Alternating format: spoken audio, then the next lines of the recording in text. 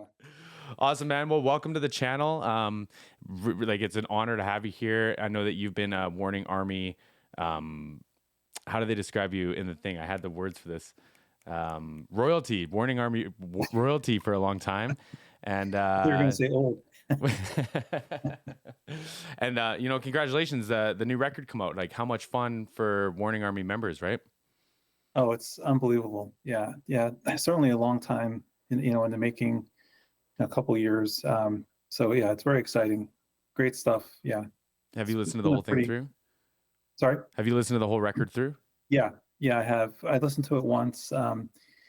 And it's really good. I don't have all the song titles memorized, but so I can't really say which one is my favorite. I think I know, but I might get the title wrong, so I don't want to get removed from the TWA Yeah. membership. I'll be non-royalty at that point. I'll be but 6 Feet Deep is amazing. I saw the video and heard the song. Mhm. Yeah, a lot of good stuff. I really like how they I don't know if this was with the writers or if it was their idea to tune down for some of the songs. They tuned down to A for a couple of songs, and it just sounds super heavy. And I know there's some mixed commentary around the production, but I think it's really cool. Certainly that aspect of it I think is great. The down tuning and just like the different types of feels that they're going for.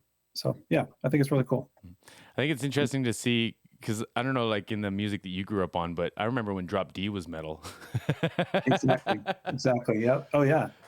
And the concern was always like, will the guitar handle the tuning? And it's neat to see that guitar companies are kind of listening. Yeah. You know, Yeah. It seems like I started in the '80s playing bass, and you know, yes, most of the guitars and basses could handle a half step down, but beyond that, the truss rod was screaming, the neck was screaming. yeah, Instruments, yeah, even the beginner instruments seem to be able to handle, tuning down a whole step, two steps, without any real issues, at least for a song or two. at least, Um, yeah. yeah, yeah, Not the Gibsons. Don't try that on the Gibsons. that's true. That's true. You're asking for trouble there. So, why don't you take the floor for a moment? You said you started playing bass in the '80s. Why don't you talk about like your musical kind of career, who you are a little bit? Tell me about yourself. Sure. Yeah. So I started playing bass in the late '80s, around 14. Uh, Pretty much, certainly I won't compare myself in any way to Flea, other than the fact that I started on bass like him, and back then it was very uncommon. Um, most people started off as guitar players, and they were bass players were kind of frustrated guitarists often. But for me, I just I saw a band in back when they had magazines, right? When they had print magazines, and I could, they all had their instruments. It was one of those typical shots with the drumsticks and the guitar. And the one guy was holding the bass, and I asked my buddy who played guitar, I was like, "What's that?" And he's like, "Oh, what's that long thing with four strings?" He's like, "Oh, it's a bass." I'm like, "Well, I want to play that just because it's different." So yeah, I played bass in local bands. I'm from the Philadelphia area. Never really got, nothing huge. Played some clubs in Philly and New York. Played mostly bass. Did play a little rhythm guitar quite badly, so I went back to bass. But bounced around.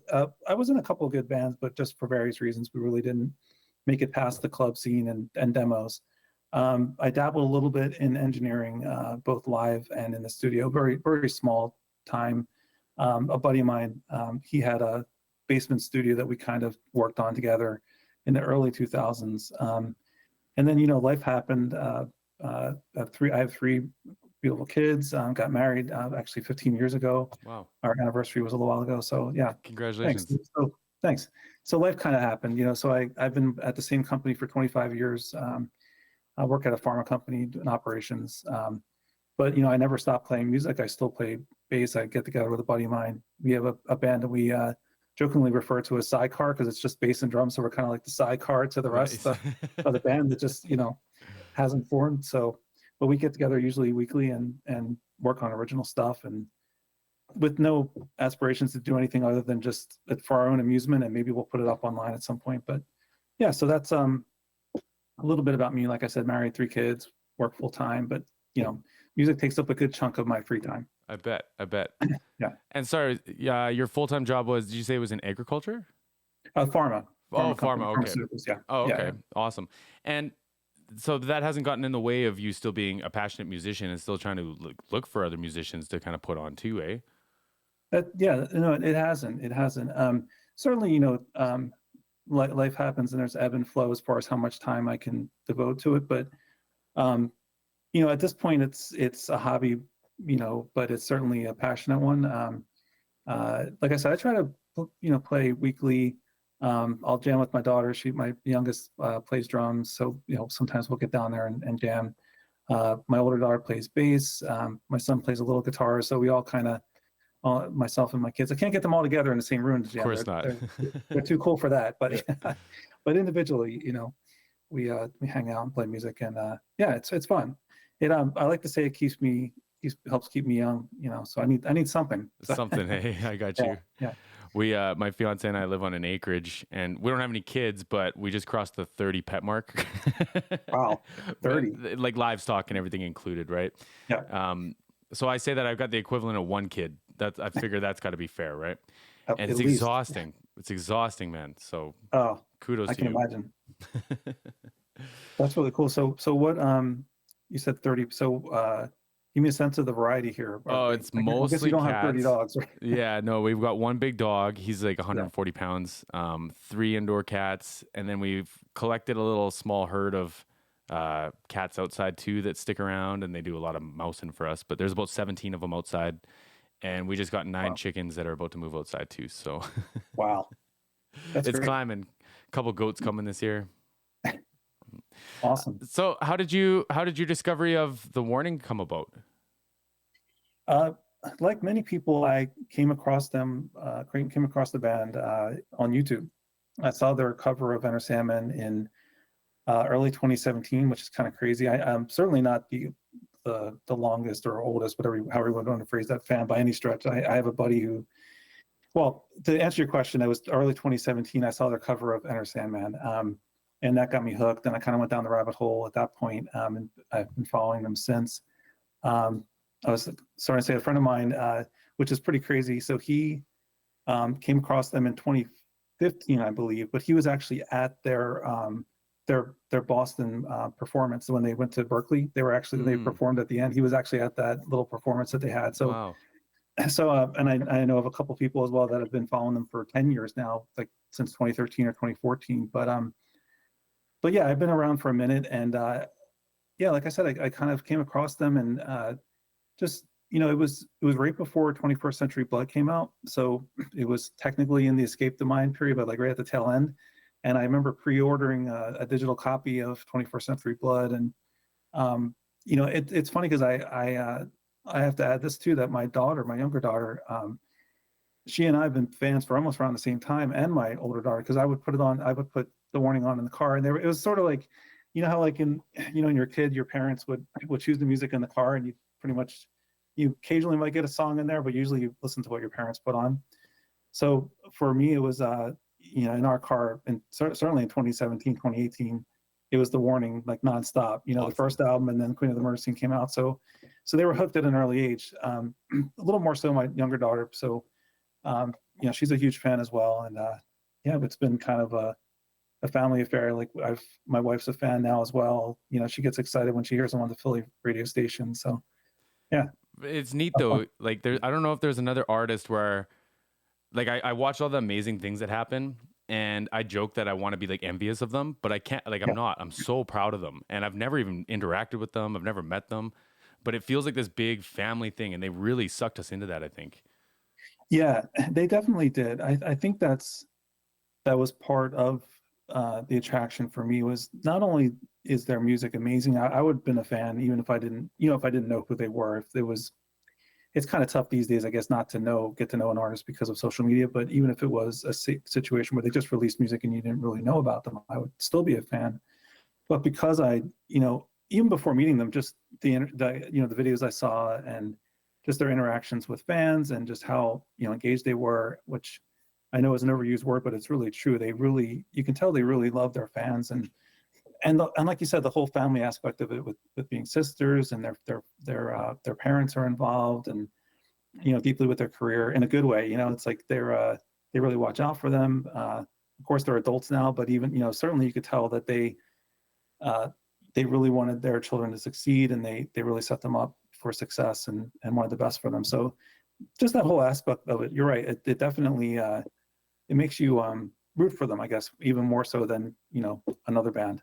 So Well, and then like especially in today's world, they're so obviously decent people. It's nice to like root for someone is good, right? yes, absolutely. Yeah, they're definitely great people. How was meeting them?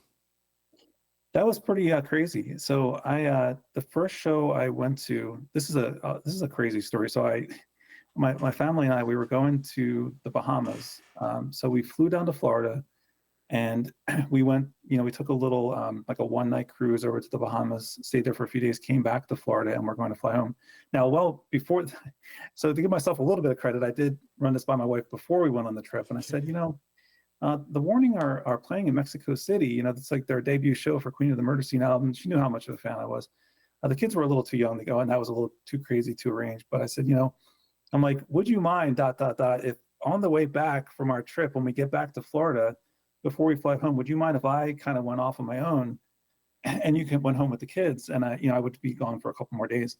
And amazingly, she agreed to it. She's like, sure, go for it. I know how much of a fan you are, and this is a great opportunity. So I flew down to Mexico City, which is not that unusual to fly down to another city. It's not, but not speaking Spanish, I knew like I could say hola, gracias, count 1 to 10, and not much more than that. Yeah. So Google Translate was my friend. I remember I got to the airport. I went through a couple Uber drivers because they couldn't, and I'm yelling, Puerto Cuanto, and they're just they have, my accent's so bad they had no idea what I was saying. So. But I eventually made it to the show. It was amazing. Actually, I met a few people that I've been chatting with online there, who I'm still friends with. My friend Steve, who I mentioned a little while back. Steve's known the band for years. Also, my friend Randy. So this is funny. My friend Randy. So we had to meet in Mexico City, but we actually live 30 minutes apart. He lives in a town like 30 minutes north of me, but Wow. we met in Mexico City, which is crazy. Wild. Yeah. So it kind of not to belabor the point, but it kind of goes back to what the Warning were saying the other day on their interview with Allison Hagendorf, when they were saying how the fans meet each other and become friends, and that's really true. I have several people that I consider good friends that I met through the Warning, basically by being a fan. So that's so cool. Yeah. So and then all that evolved into you playing with them. Like I just reacted to this, so I have to ask. Yeah, thank you for that, by the way. That was really cool that someone cared enough to actually react to it. Absolutely. So, and to shout out to the Warning Army. That's one of my higher performing videos that isn't like a brand new release. You know what I mean? And I think that really speaks to their support of my channel, but of you definitely, for sure, right? Yeah, no, I definitely appreciate that. It's a lot of fun to see people, and the funny thing about that video, and I'll get to how I ended up in that situation. But the one fun thing about that video is, of course, personally, it was an amazing experience for me. But the fun thing is the reactions that people have with the band, especially with Ale, with with her fuzzy slippers and her singing. And of course, she's done that a few times live, not with slippers, but she's actually she's done some lead vocals a little bit to fill in for Danny when she was sick. But it's just fun to see the reaction, with the slippers and her forgetting the second verse, at the beginning. So that was a fun time. But getting to how that all came about. So I had been a fan for a couple years by that point, and that was maybe, I don't know, I had seen them twice by that point. I had seen them, of course, at the Lunario show in Mexico City that I mentioned a moment ago, and then I flew out to LA to see him at the Whiskey, the private show in early January 2019. So, which was also amazing. And then I was fortunate enough to be one of a dozen or so fans that were invited to their house. So I think everyone knows this, of course, but what everyone calls the cave is their kind of downstairs rehearsal section in the bottom of their house. So in Monterey. So I couldn't go to they had two shows that weekend for Odidi, and what they jokingly refer to as potato and wheels. And it's some translation. I don't even know what the Mexican or Spanish name of it is, but it was a festival that was the day before. So I couldn't make it to those shows. My wife and daughters had dance recitals actually that weekend. So, but when Luis said, if you can make it, great. again, I went to the boss, went to my wife, and I said, this is a situation. I'm obviously not going to go down during the recitals, but could you mind if I fly out and hang out with them at the house? So I got the go ahead. So I flew down. Uh, Missed my connecting flight, so I kind of had to scramble. Yeah, and there's always a Always challenge. something, yeah. Yeah, my own fault. But amazingly, it's one of those. It's like one of those scenes in a movie where something really bad happens and the character falls to their knees and they're like screaming, "No!" That was essentially me when I missed the flight. I'm in Dallas trying to get to Monterey. Ooh, it's a big Long story airport short, too. I'm sorry. That's a Yeah. big airport too. Oh yeah, it's huge. It's huge, and I thought I had more time than I did. It was my own fault.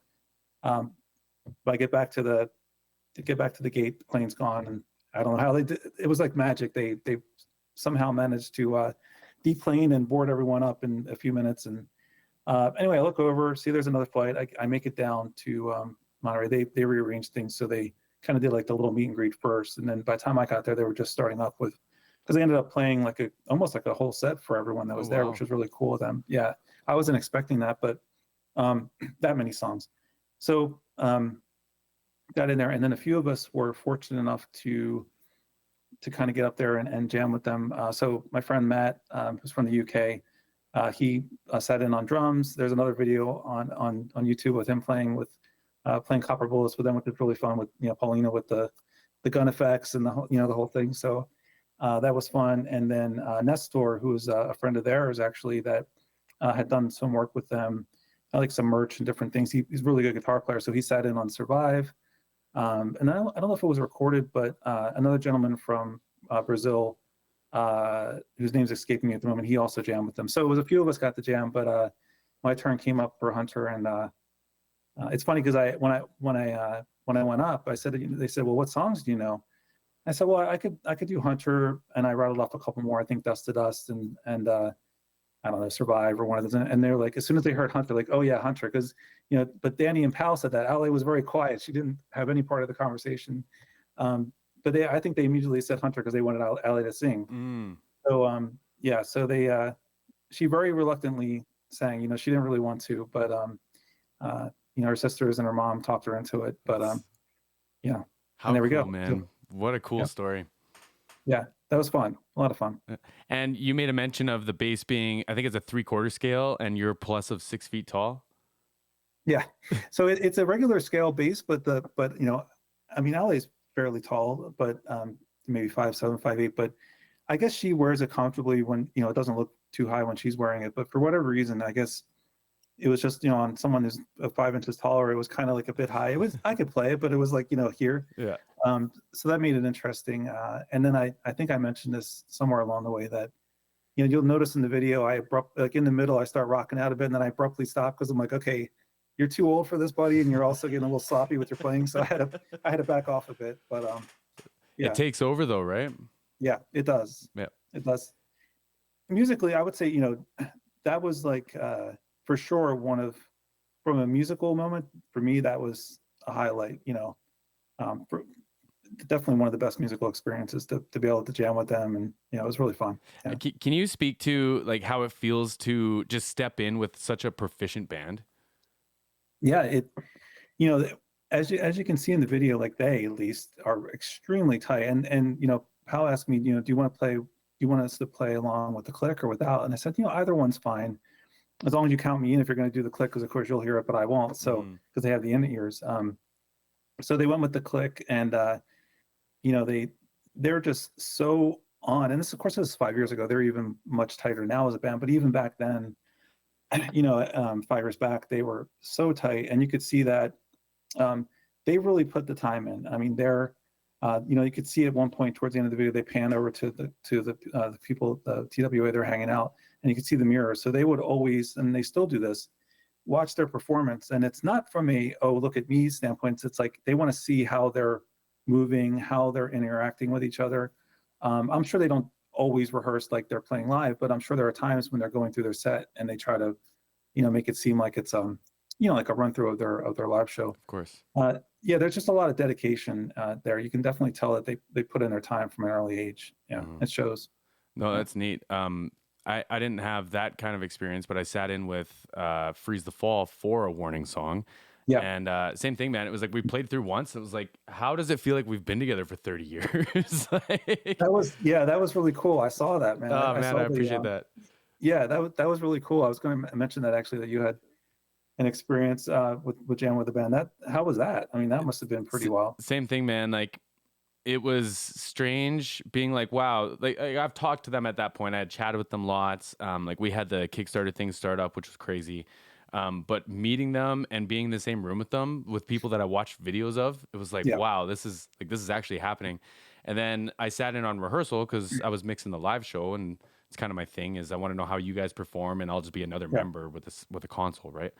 Um, so I was sitting in, and I knew that we were doing the song, but it was time to rehearse it. And I just went, wow, this is happening. And it was intimidating, man. Like they're so good. Like they're so good live, right? And Yeah. especially at their age, like it's unbelievable. So I strap in, couple checks. We all pull up the lyrics because it was our first go. And we just played it through. And it was like, huh. Like I felt this feeling a few times in my band. I was in a cover band for years, but like only every once in a while. And we just hit it like right out of the gates. And it was all them. Like it definitely was not me. It was all them. Yeah. It's just a cool feeling though. That's amazing. Yeah, that was cool, and you could see the energy. Like, it was really cool to watch that when you jumped up, and of course, it's a song that a lot of people recognize. But you guys killed it, and that was really fun to see. No, I And appreciate that. and you kind of went, well, like, you transitioned. You're like, okay, I'm mixing front of house. Oh, now I'm jumping up on stage, and now I'm back to But mixing. I guess. I've actually done that a few times, which is funny. Yeah. Oh, Um, that's wild. I would get booked from bands that knew I was a singer. So if they were having a slow night, they'd be like, "Hey, we're Yeah. gonna bring the sound guy up to sing," and I'd be like, what song we doing?" Right. I might need to look up the lyrics here. Yeah. Yeah, Yeah. That's don't mind wild. me on my phone here. But so I wanna smoother transition from the warning to Freeze the Fall. So how did you come across Freeze the Fall?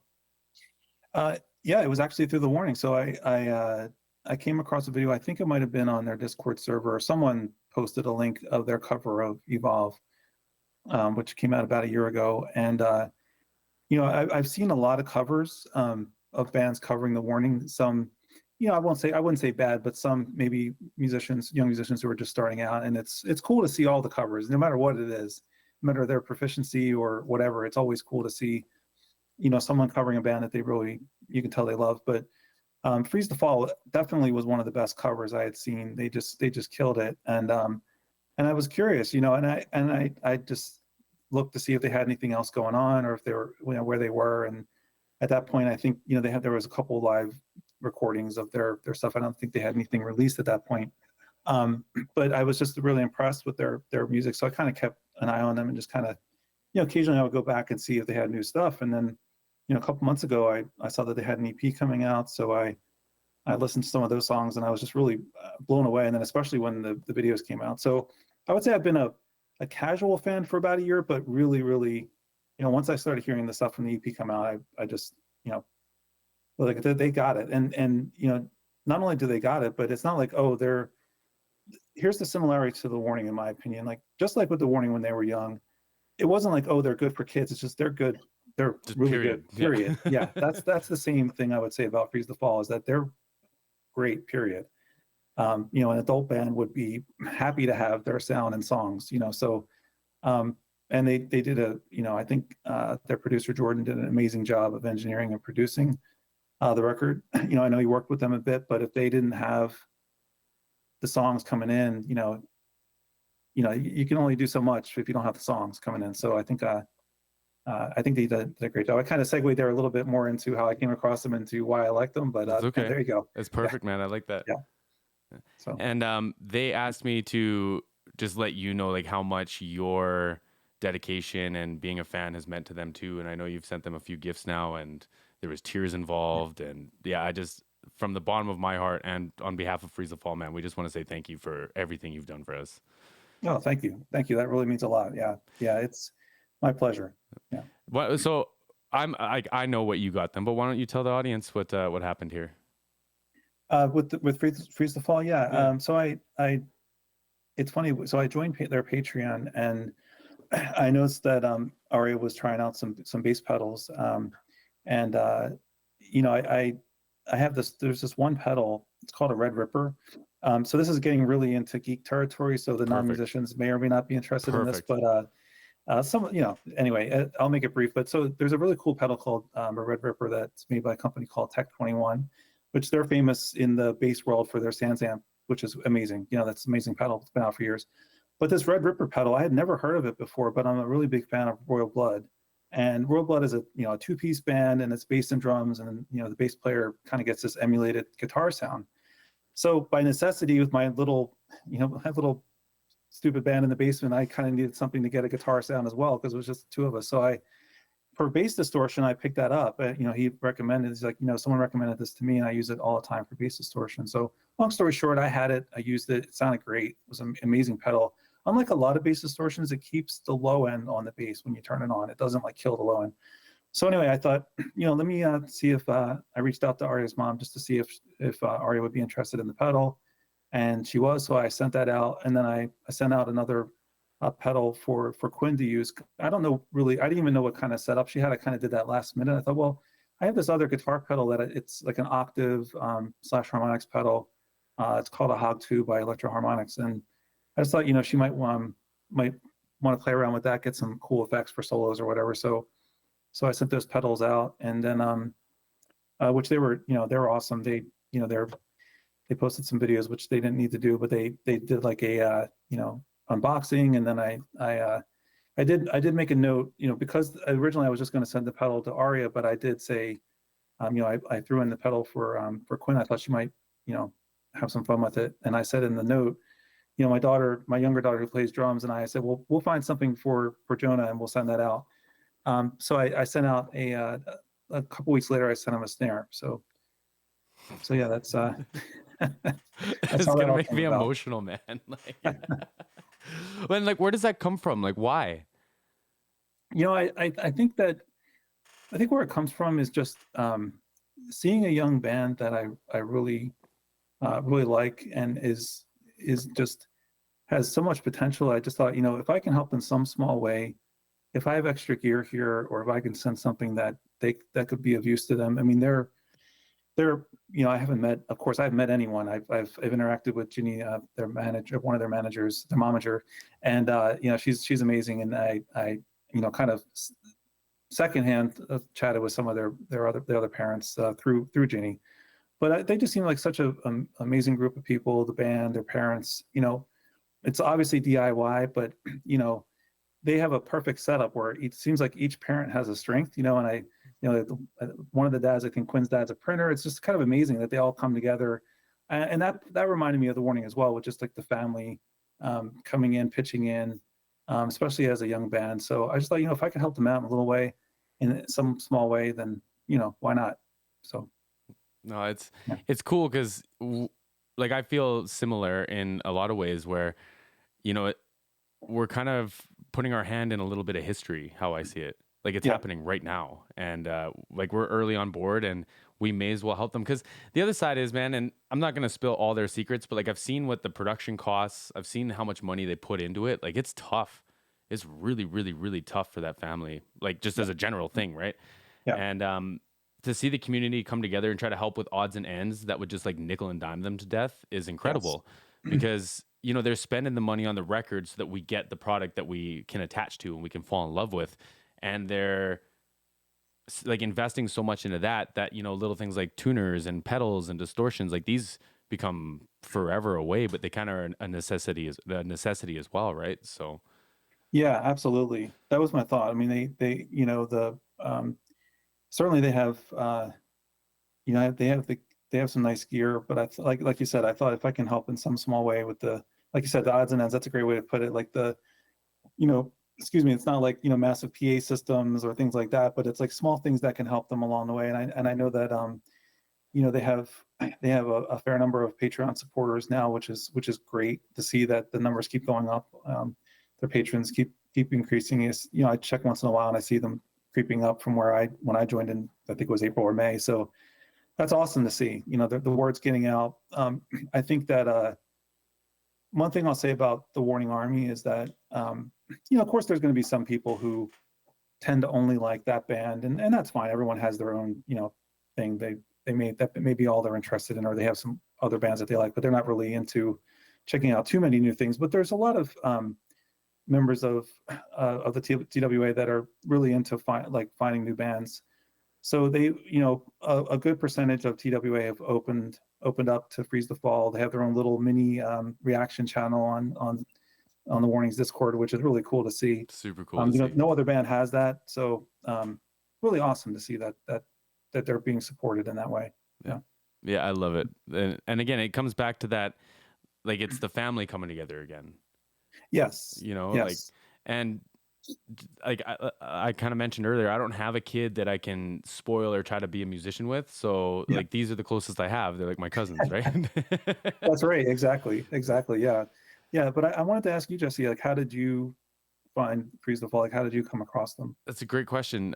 So Terry, who's a very active Warning Army member, he asked me to do a reaction to them. He said he found a band that had done a Warning Army or a Warning cover. They did Evolve. And he said that with my experience as a sound engineer, I might be able to help him out a little bit. And I thought, sure. Like, the thing is, though, and I don't talk about this lots, is people send me their music and they send me bands all the time. Like, and I say no a lot. Like, probably once or twice a week. It's like I can't. Like, I'll give you some feedback if you want, but I can't push it, right? And so I watched the band. I was trying to be like, I was ready to be critical or give a lot of feedback, and it was just fun. Like, they just had energy. I was trying to figure out what was going on in the drum samples, and the drummer was so good I couldn't stop listening to him. And I was just like, this is fantastic, right? And bearing in mind I think it was just a mix off the console and whatever cameras they have at the bar, and it looked cool. And so I did that, and the band reached out. They said, hey, like, I later found out that was the second reaction to their music that they had. There was one before, and Buddy didn't really like them, and I loved them. I thought they were great. Nice. So they sent me a shirt, they sent me some cards and a little poster and this and that. And I just said, like, the Warning Army is the one that recommended you guys to me, and I'm doing a live stream for the live at Teatro Metropolitan. We were going to watch the whole thing live. I said, why don't you guys come on, hang out with me for the first half hour and introduce yourselves to my audience? Like, why not? And that turned into, we raised like $1,000 for them to get into the studio, which turned into their Kickstarter, which here we are. Wow.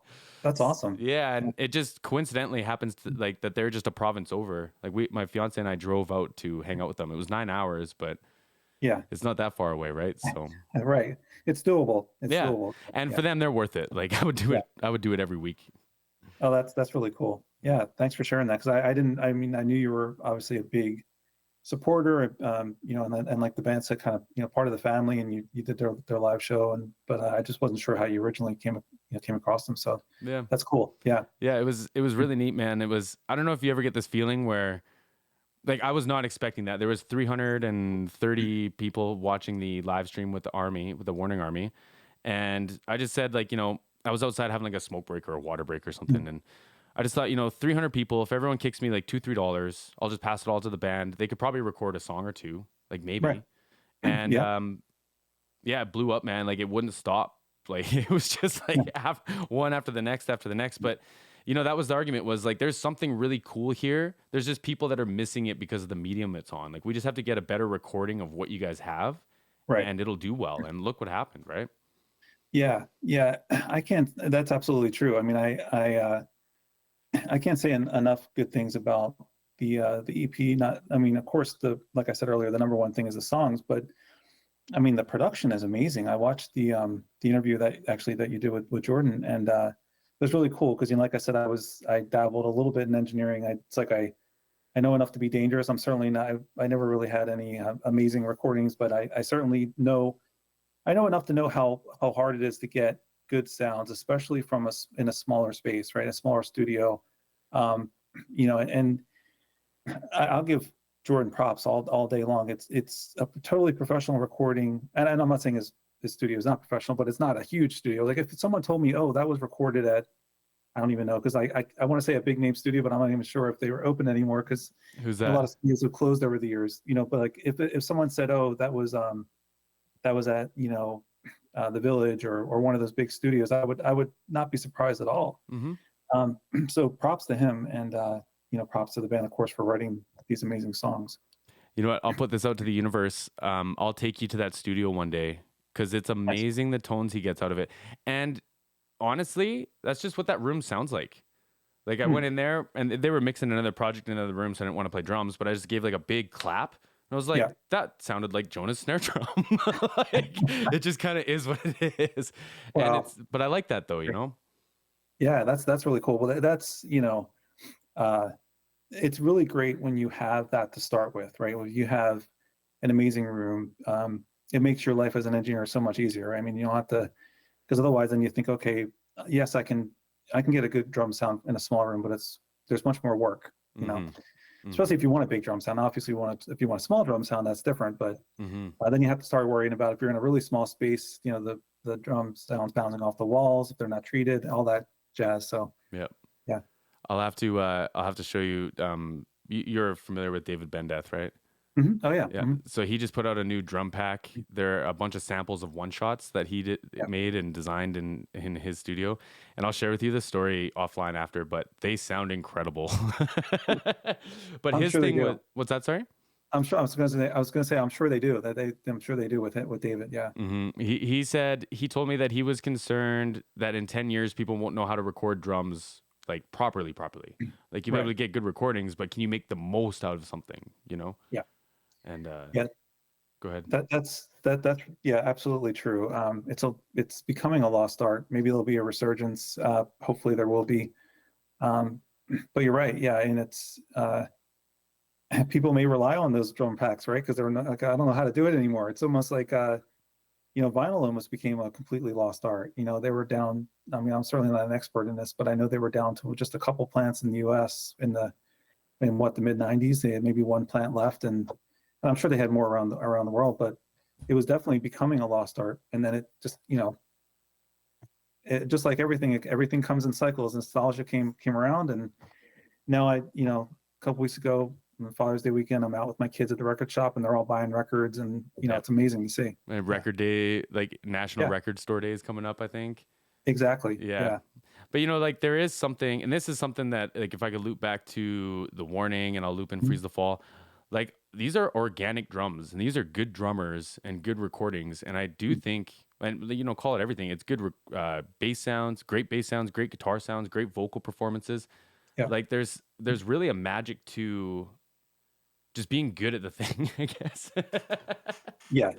But like, That's because there's lots of bands out there, like there's a sea of bands out there, but not everyone stands out like someone like The Warning or someone like Freeze the Fall, right? that's absolutely true. Yeah, you're right. There's a sea of bands, and there's a wide range of kind of where bands are uh, in their skill level, but it all comes down to my 2 cents, and I guess this is shared. I mean, it's maybe an obvious thing to say, but it all, like I said earlier, it all comes down to the songs, and that's where The Warning and I would say Freeze to Fall as well have it. They just have a knack. I'll say an innate talent, but of course it's hard work too. But just the ability to write songs. I feel like yes, it can be taught to an extent, and you can obviously work on it. And yes, your initial songs may not be the best, but if you put the work in and you have that talent, the songs are number one. And then, like you said, everything that follows from that, your skill level on the instruments, and then of course, being fortunate enough to work with really good engineers and producers. And I know Freeze the Fall are still very young in their career, but they really lucked out of the gate working with Jordan and yourself for live work, and the Warning really too. The Warning they really lucked out as well, connecting with Jay Carmona early on. Excuse me. He worked with them when they're produced and engineered their first album, and then worked with them on their second, and a lot of pre-production. So, and then of course David. I mean, he's amazing, Mm-hmm. and Anton on their latest album. So, yeah, those things can make or break a band, really, or make or break an album, I should say. Maybe not Mm-hmm. an entire career, but if you get stuck with a bad engineer or producer and kind of go in a different direction that you wanted to. I mean, you hear a lot of that with interviews with bands, like, oh, we didn't really like this album, whether it did well or not. We didn't really like this album. We didn't like the sounds. We were kind of battling with the producer, or in the studio, and that can really leave a bad taste in the band's mouth. But yeah, it seems like The Warning and Freeze the Fall have lucked out so far. Well, it seems like they're like not only hiring for the job, but they're kind of learning as they go along, right? Because even if you look at the early progressions of the Warnings live show, like it sounded like a three-piece band, and then it sounded like a big pro band, and it just kind of Yeah. happened, right? And from my understanding was they were taking cues from their studio engineer and their live engineer to figure out the guitar tone thing that Danny gets, right? Mhm. I don't, and there's a time delay thing on it. There's like multiple layers of it to get rid of phasing, and like that is something that I've now implemented into almost every mix that I do, which is neat. But like I would have never learned that by myself as a musician, you know. Right. Yeah, that's true. Yeah, um, I don't know the exact ins and outs of how Danny gets her sound, but it's absolutely amazing. And um, just to touch on the live setup, you kind of just alluded to it. Yeah, that when starting out, just like any band, when you see their really early performances, they're a little green, like because they just don't have the experience, right? They still sound good, and their performances are their skill level is apparent. But yeah, just going from the early days, I think they really hit their stride live. And maybe I'm just saying this because this is when I started seeing them myself. But with Queen of the Murder Scene, I think that's when they really started hitting it. Yes, of course they've improved since that time, but that's when they really just hit the ground running. That's when Carlos, their stage manager, came on board. Actually, the Lunaria show was his first show. He's absolutely amazing. He runs the whole ship, and for a while there, he was the only guy. He would literally set everything up. Well, the only guy on stage, and of course they had a guy mixing, but he would manage the whole thing. And then now they have, of course, they're a bit bigger and they can afford to have a couple other techs on stage. But between Carlos and Lalo, their front of house guy, who's also amazing, yeah, they get great sounds. The mix is impeccable, and of course their stage show is, I mean, come on, their stage show is off the charts now. Just the presence they have, yeah, it's unreal. You can tell they've put the work in. Yeah, those mirrors are working. Exactly. Yeah, that was a good investment, right? By a mom or dad to put up those mirrors. Are expensive too in that size. Yeah, exactly. Yeah. So is this like a common behavior for you? Are you always looking for kind of breakout bands, up and coming bands?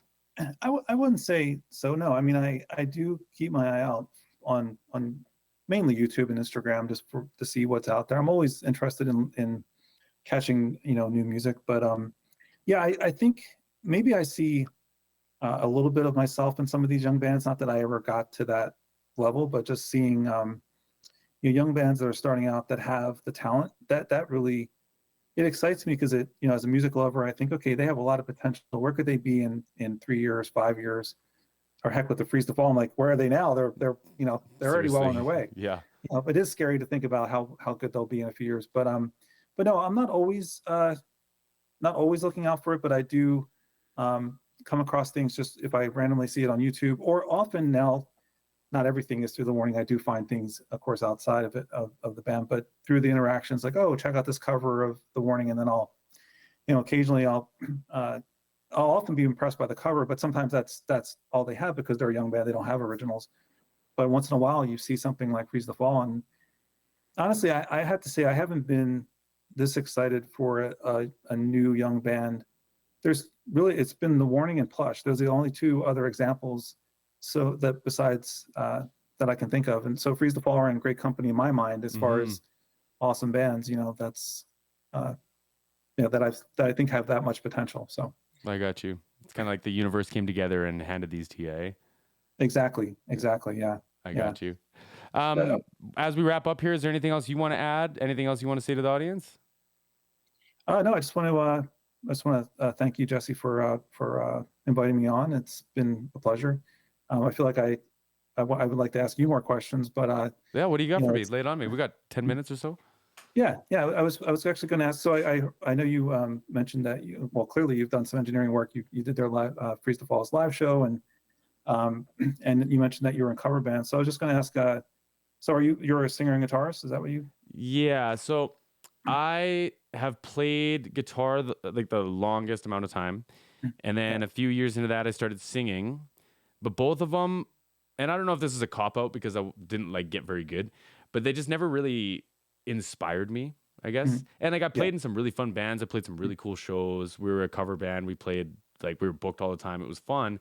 But when I was mixing, I actually had adrenaline, and I had like a passion for it. And you know, I would sit in my garage, like when I was 14, 15 years old, I would sit in my dad's garage building racks and stacks and rewiring hardware and testing delays and reverbs and stuff till 4 or 5 in the morning.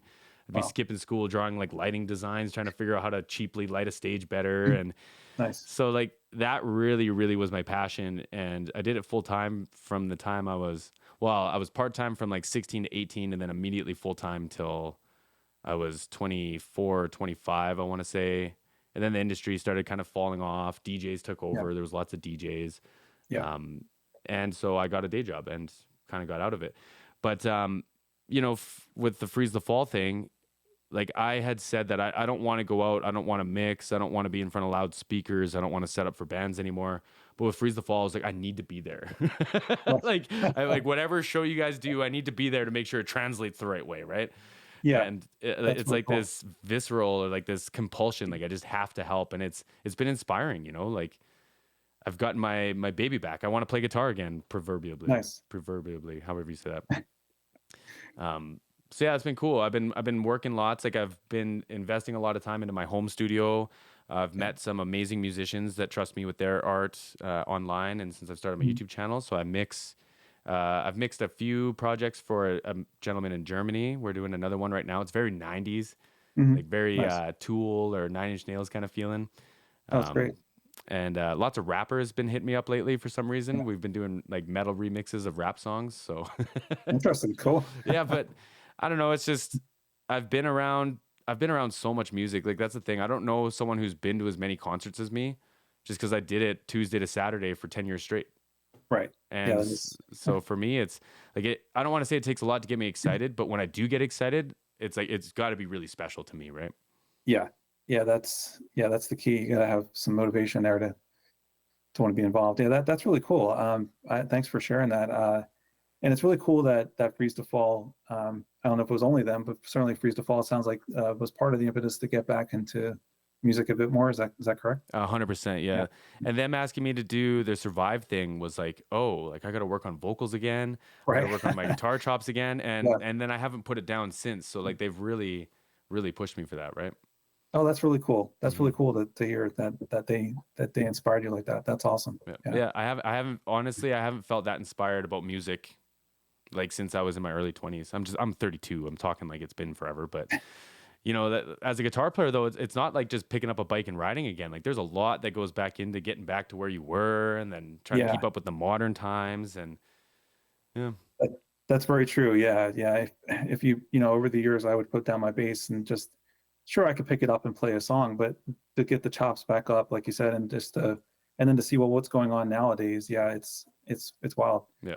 But that's cool. I definitely would like to hear the German Tool, Nine Inch Nails Sure. type stuff when it's done. If Yeah. you could pass it on to me, that'd be cool. I'll send you some reference mixes. You can let me know what you think of them. Oh, that'd be great. Yeah, yeah, cool. Excuse me. Okay, Thomas, I appreciate you being here. I appreciate you blessing our channel with your beautiful face here, and I appreciate all the love you've given to Freeze the Fall, man. It's so special. Yeah, thank you, Jesse. I appreciate it. Of It was a lot course. of fun. Okay, everyone, we'll see you all on the next one. All right, thanks.